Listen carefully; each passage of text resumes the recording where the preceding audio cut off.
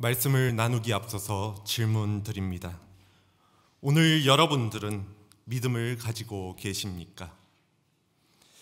내가 만일 믿음이 있는 사람이라고 생각이 드신다면 제가 드리는 다음 질문은 여러분들이 믿었을 때에 성령을 받으셨습니까? 입니다.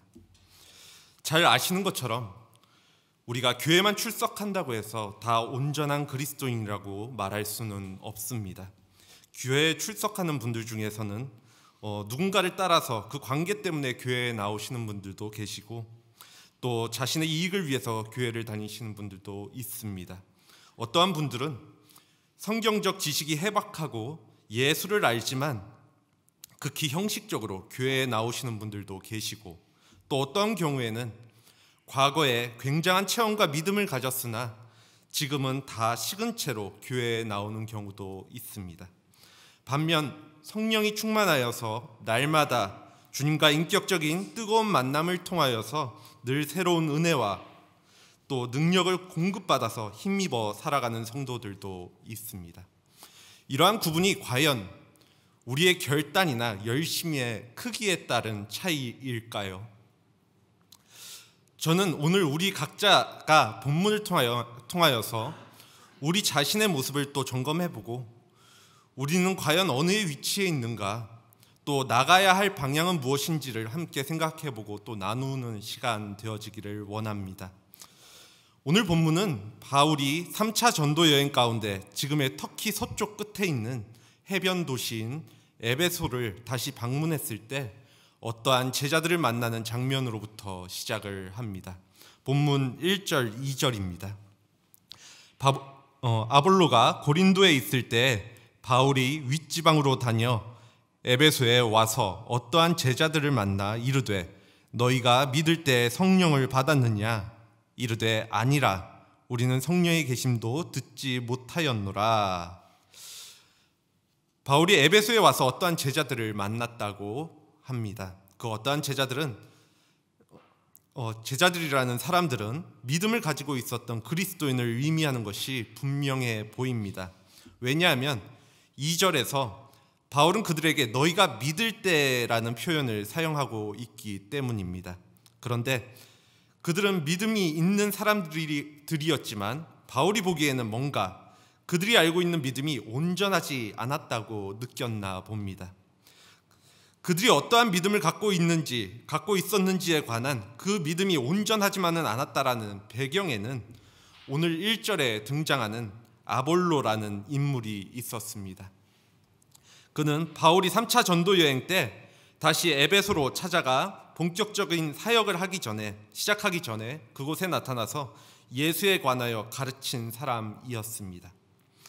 아볼로에 대해서 본문 바로 직전에 사도행전 18장 24절에서부터 28절 말씀에는 그가 어떠한 인물인지에 대해서 소개를 하는데 그는 알렉산드리아 출신의 디아스포라 유대인이었습니다. 알렉산드리아는 당시 지중해 연안에서 철학과 사상과 학문의 중심지로 가장 높이 인정받았던 도시인데 그 도시에는 유대인들이 많이 살고 있었습니다.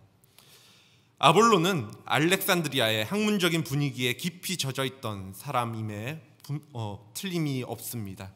사도행전 18장 24절에 보면 그는 언변이 뛰어났고 성경에 능통한 사람이라 기록되어 있기 때문입니다.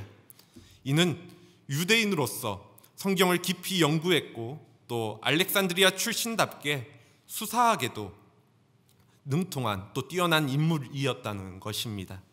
또한 아볼로는 25절에 보면 주님의 그러니까 예수 그리스도의 복음을 배워서 알고 있었고 예수에 관한 일을 열심히 말하고 정확하게 가르친 인물입니다. 그렇지만 그는 요한의 침례밖에는 알지 못하였다고 기록하고 있습니다. 이 요한의 침례에 대해서는 조금 뒤에 더 자세하게 설명을 드리도록 하겠습니다. 그런데 재미있는 점은 아볼로가 예수 그리스도의 복음을 배워서 알고 있었다는 것입니다. 그러니까 지식으로만 알았다는 것입니다. 그리고 이는 아직 예수 그리스도를 인격적으로 만난 적이 없음을 의미합니다. 아볼로는 복음을 배워서 알았지 그 말씀을 경험하고 또 깨달아서 예수 그리스도와 자신이 연합하는 경험을 해본 적이 없었다는 것입니다. 그렇기 때문에 복음에 관하여서는 잘 알아서 예수에 관한 역사적인 일들을 정확하게 가르치기도 했지만 복음 그 자체이신 예수 그리스도를 아는 것은 아니었습니다. 이는 예수의 행적에 관하여서는 알았지만 예수님이 어떠한 분이신지는 몰랐다는 것입니다. 이러한 아볼로가 오늘 본문에 등장하는 장소인 에베소에서 이야기하는 것을 본 브리스길라와 아굴라 부부는 아볼로가 예수에 대해서 알기는 하는데 무엇인가 결여되어 있다는 사실, 그러니까 예수가 구원자라는 그리스도 되심에 대하여 깨닫지 못하였다는 사실을 알게 됩니다. 그래서 26절에 보면 브리스길라와 아굴라 부부는 아볼로를 따로 불러다가 하나님의 도에 대해서 더 자세히 풀어서 가르쳤다고 기록합니다. 그러니까 바울이 에베소에서 만난 본문의 어떠한 제자들은 브리스길라와 아굴라 부부로부터 온전한 복음을 전수받기 이전에 아볼로로부터 요한의 침례에 대해서만 듣고 배운 사람들이라는 것을 알 수 있습니다. 브리스길라와 아굴라 부부가 아볼로가 회당에서 말씀 전하는 것을 보고 무엇인가 결핍되어 있다는 것을 느낀 것처럼 바울 역시도 아볼로로부터 말씀을 듣고 배웠던 에베소의 제자들에게 무엇인가 온전한 믿음과 복음으로 보기에는 결핍된 부분이 있다는 생각이 들었을 것입니다. 그런데 이는 어찌 보면 당연한 것입니다. 그들을 가르쳤던 아볼로도 그 당시에는 아직 성령을 마주하는 것에 대해서 알지 못하였고 예수 그리스도의 침례를 받지 못한 상황에서 그를 통하여 배웠던 사람이 성령에 대해서는 알 수 없었을 테니 말입니다. 그래서 바울은 본문 2절에서 에베소의 제자들에게 너희가 믿을 때 성령을 받았느냐고 질문하게 됩니다. 성령을 받았는지 묻는 바울의 질문은 지식으로 또 학문으로 예수를 배우고 알았으며 전하였던 사람들에게 인격적인 예수 그리스도를 만났는지에 대해서 묻고 있는 것입니다. 그런데 그들은 성령이 계시다는 것도 들어본 적이 없다라고 이야기를 합니다. 그러자 바울은 3절에서 다시 묻습니다. 그러면 너희가 무슨 침례를 받았느냐? 제자들은 요한의 침례를 받았다고 대답을 합니다. 그러자 요한의 침례를 받았다는 에베소 제자들의 대답을 들은 바울은 본문 4절에 이렇게 설명을 합니다. 바울이 이르되 요한이 회개의 침례를 베풀며 백성에게 말하되 내 뒤에 오시는 이를 믿으라 하였으니 이는 곧 예수라 하거늘. 오늘 본문에 등장하는 요한의 침례는 기독교 신학이라는 측면에서 볼 때 강조해도 지나치지 않을 정도로 중요합니다. 예수님 역시도 요한에게 침례를 받으셨고 또 침례 요한이 침례를 베푼 일에 대한 이야기가 사복음서에 모두 다 등장하기도 하니까 말입니다. 잘 아시다시피 침례 요한은 예수님보다 먼저 하나님의 나라를 선포한 인물이지요. 또 유대의 많은 사람들이 유대 광야에서 말씀을 전하고 침례를 베푸는 요한에게 몰려들었습니다. 이러한 요한의 중심적인 메시지는 마태복음 3장 8절에 가리키는 대로 회개에 합당한 열매를 맺는 것입니다. 이것을 가리켜 오늘 본문은 회개의 침례라고 표현을 합니다. 바울은 초기 기독교가 회개에 합당한 열매를 맺으라는 침례 요한의 가르침에 따라서 물로 침례를 주는 것이 중요한 종교의식으로 받아들였지만 그것이 기독교 신앙의 본질은 아니라는 사실을 분명하게 알고 있었습니다. 그래서 바울은 침례 요한이 한 말을 여기에서 본문을 통하여서 짚습니다. 침례 요한은 자기를 주목하지 말고 자기 뒤에 오는 예수를 주목하라고 말했다는 것입니다. 마태복음 3장 11절입니다. 나는 너희로 회개하게 하기 위하여 물로 침례를 베풀거니와 내 뒤에 오시는 이는 나보다 능력이 많으시니 나는 그의 신을 들기도 감당하지 못하겠노라. 그는 성령과 불로 너희에게 침례를 베푸실 것이요. 예수가 베푸는 침례는 성령의 침례로 이해할 수가 있습니다. 그런데 여기서 우리가 생각해 보아야 할 점은 요한의 침례에는 한계가 분명하게 있다라는 것입니다.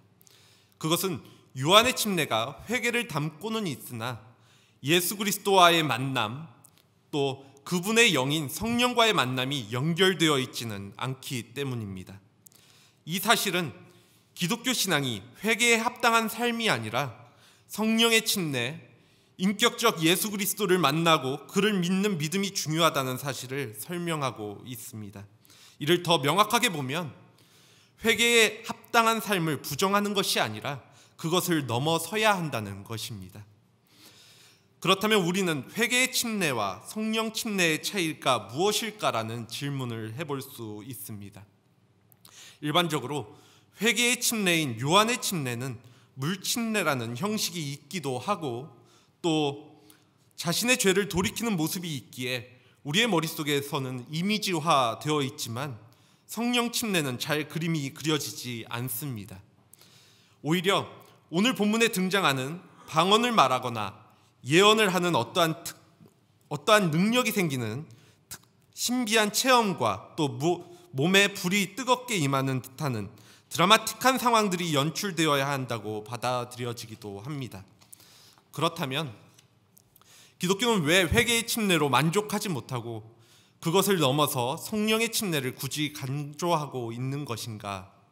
이는 회개의 침례가 사람은 유한한 존재로서 죄성을 갖고 태어났기 때문에 잘못을 저지르지 않을 수가 없고 그렇기 때문에 잘못된 생각, 또 행동, 태도, 언어, 습관 등이 발현되면 돌아서야 한다는, 즉 인간이 악하게 태어났기 때문에 당신들은 이렇게 살아서는 안 된다, 너희 그렇게 사는 것은 잘못된 것이니 돌아와라 라고 말하는 잘못을 뉘우치는 도덕적인 변화의 우선적인 목적이 있기 때문입니다. 그리고 이러한 목적은 정의로운 사람, 정의로운 세상이 되는 것에 초점이 있습니다. 인간이 가장 높은 가치를 부여하고 있는 것이 바로 이러한 회개의 침례입니다. 누가 봐도 옳고 누가 봐도 선한 삶 말입니다. 이것은 충분히 세상 사람들에게 매력적으로 다가올 수 있습니다. 실제로 긍정적인 의미에서 기독교인은 세상 사람들과 다르구나 하는 보여지는 행동의 영역 대부분은 이러한 회개의 침례가 요하는 모습들을 말하고 있습니다. 그런데 초기 기독교가 회개가 아니라 예수 그리스도를 믿는 것이 기독교의 본질이라고 말한 이유는 회개의 침례, 즉 도덕적인 변화만으로는 구원을 받지 못하기 때문입니다. 아무리 착하게 살아도 그것만으로는 영원한 생명에 이르지 못합니다. 또한 회개의 침례가 주는 한계는 자신의 결단만으로 충분히 이 침례를 받을 수 있다라는 것입니다. 잘못을 뉘우치고 돌아서야 하겠다는 결심은 물론 이러한 결심을 하는 것도 대단하기는 하지만 누구나 자기 스스로의 결단으로도 할 수 있습니다. 실제로 자신의 모습이 악하다고 느껴진다면 그것에 대하여 인정하고 고백하는 사람들이 믿지 않는 사람들 중에서도 많이 있기 때문입니다. 요한의 침례를 받은 수많은 사람들이 이를 대표합니다. 이들 중에는 정치 지도자, 종교 지도자들도 있었습니다. 그런데 이들은 대부분 유대인들이 그렇듯 예수를 받아들이지 못하고 회개의 침례에 머물게 된다는 것입니다. 이들은 침례 요한이 외쳤던 회개하라는 음성에 반응하였고 또 자신들의 잘못을 뉘우치고 죄 씻김 받기를 원한 사람들임에는 분명합니다. 그런데 그들이 받은 침례는 그들의 결단에 의해서 받게 된 것이라는 사실입니다.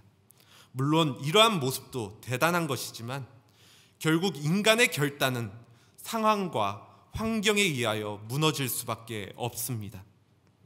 우리가 매번 같은 잘못을 저지르고 죄를 회개하는 것도 이 한계의 영역을 마주하고 있기 때문입니다.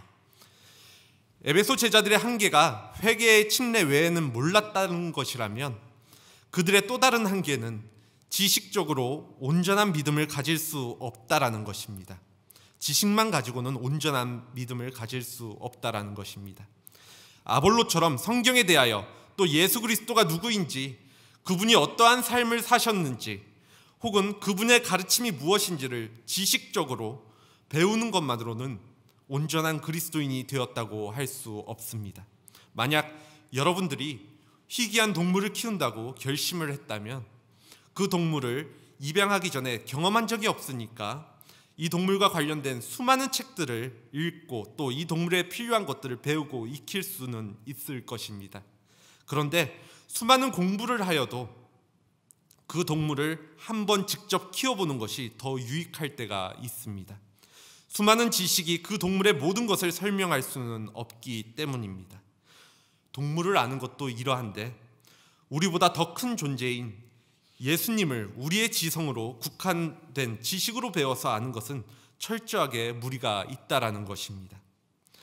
물론 성경을 공부하고 예수 그리스도의 삶을 바라보며 지식적으로 아는 것, 이성적으로 판단해서 예수님의 말씀이 옳다, 예수님의 가르침이 가치가 있다고 생각하는 것이 잘못된 것은 아닙니다.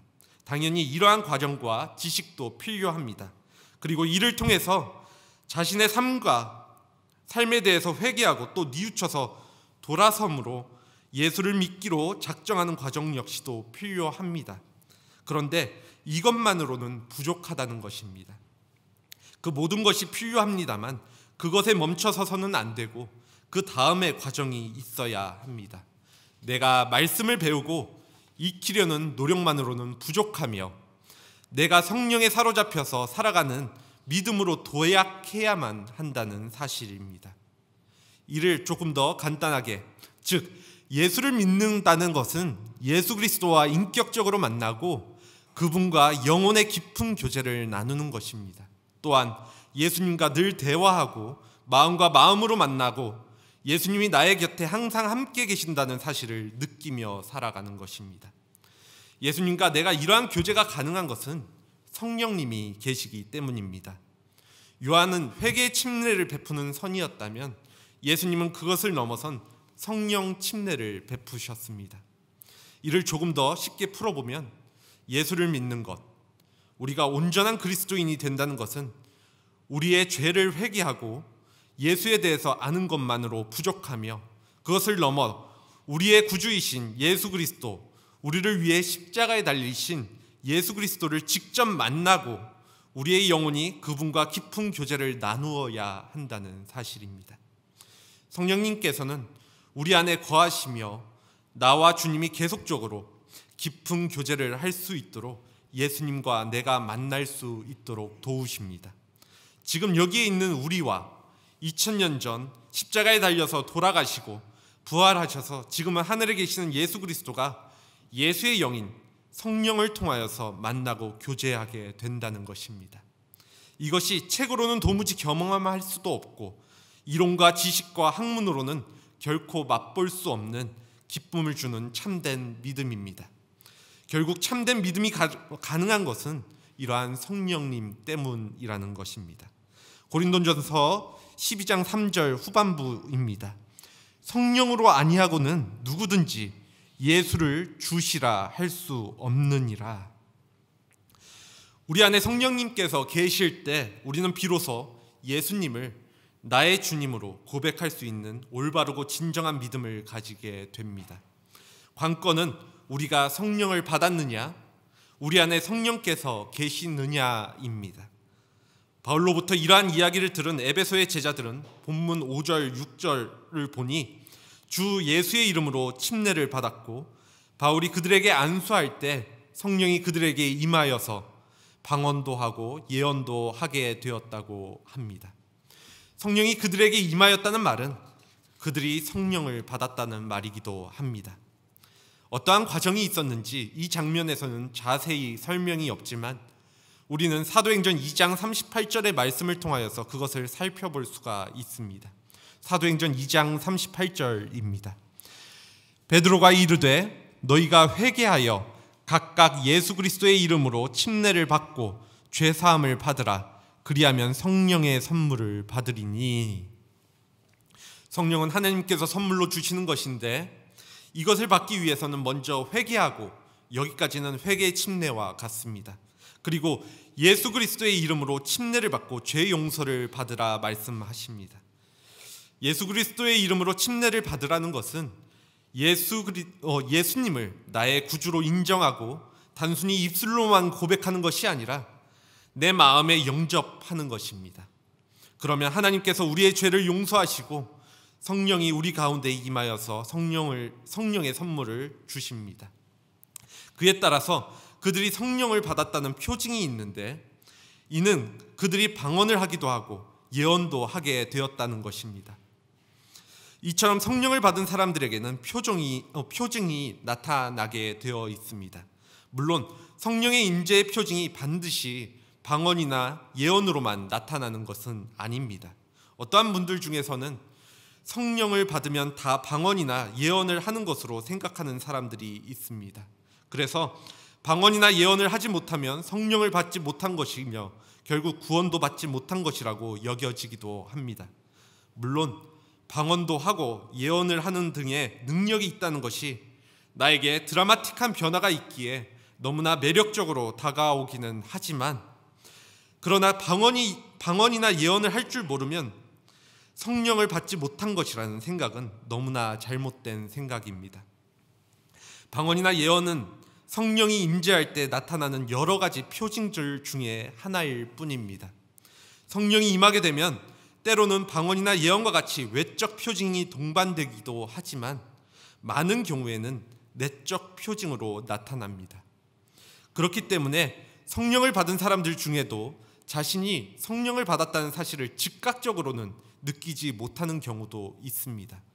바울은 갈라디아서 5장 22절에서 23절에서 오직 성령의 열매는 사랑과 희락과 화평과 오래 참음과 자비와 양선과 충성과 온유와 절제니 이 같은 것을 금지할 법이 없느니라 라고 성령의 9가지 열매들을 소개하는데, 이 성령의 열매들은 예수 그리스도의 성품을 나타내고 있습니다. 결국 성령의 임재함을 경험한 성도들은 그 표징으로 예수 그리스도의 성품을 담게 된다는 것입니다. 우리가 어떠한 은사나 능력을 받았다고 해도 사랑이 없다면, 아무리 실력이 있고 여러 가지 은사가 많아서 능력을 행한다 해도 그의 인격이 그리스도를 닮지 못했다면 온전한 믿음을 가진 그리스도인이라 말하기는 어렵다라는 것입니다. 즉, 온전한 믿음을 가진 그리스도인에게는 예수 그리스도의 성품을 닮는 성령의 열매가 맺어진다는 사실을 우리는 기억하셔야 합니다.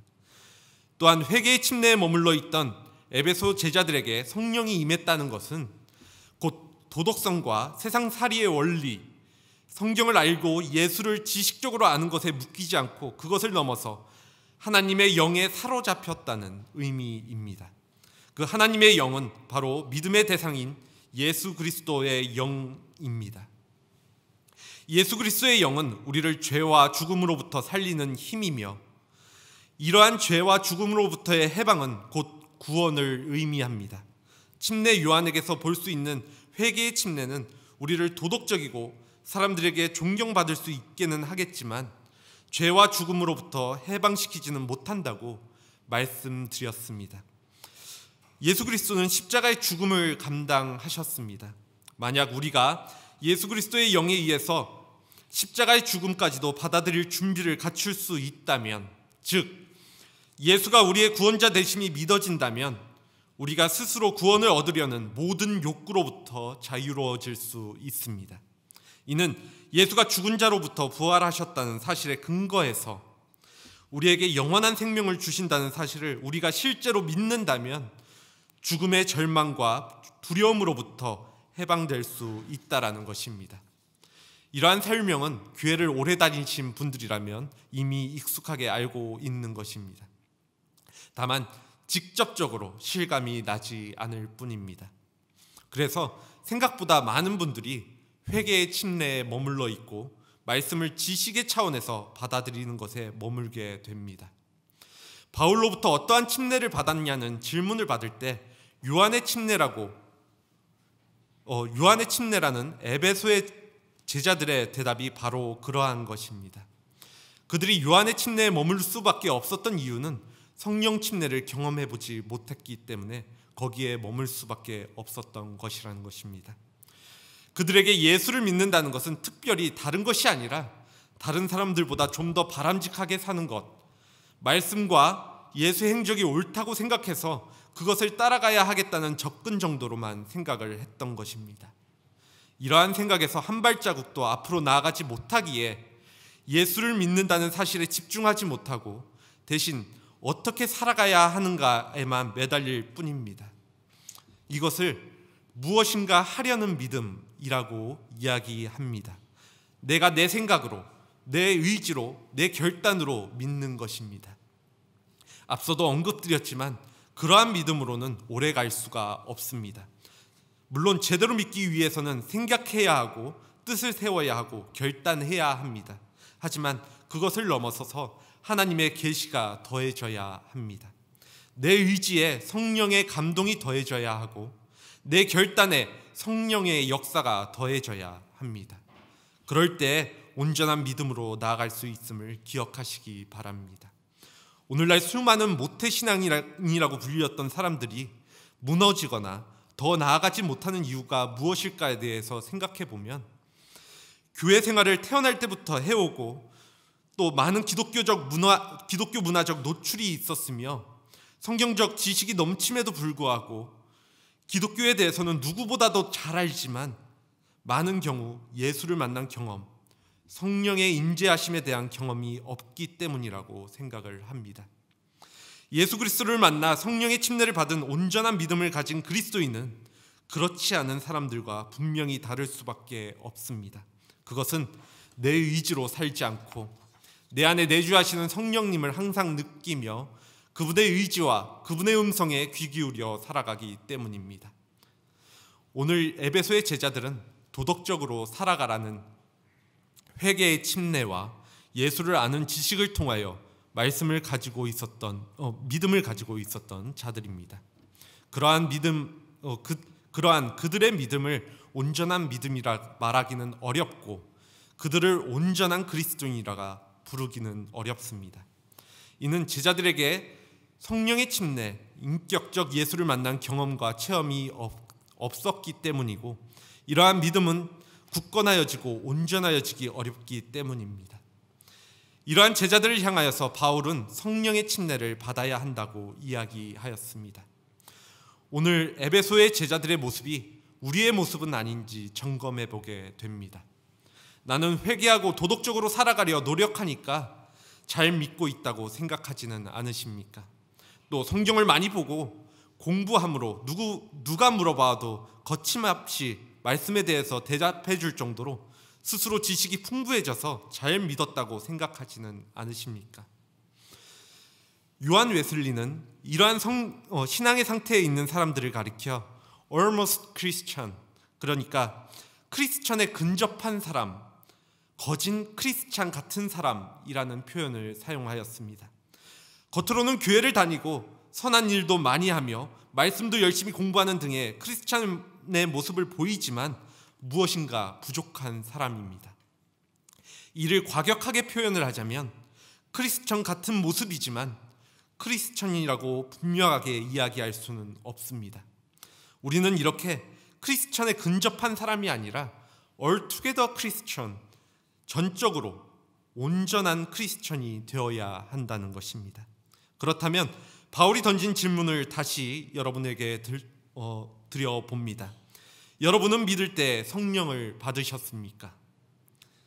이 질문은 바울이 에베소의 제자들에게 던진 질문이지만 이 질문이 조금은 더 난해해지신다면 조금 바꿔서 여러분들은 인격적인 예수 그리스도를 만난 경험이 있으신지 또 그 경험을 가지고 매일 예수 그리스도와 함께하며 성령님의 내주하심을 느끼며 살아가고 있는지 실제로 온전한 그리스도인으로서 믿음을 가지고 있는지 질문을 드려봅니다.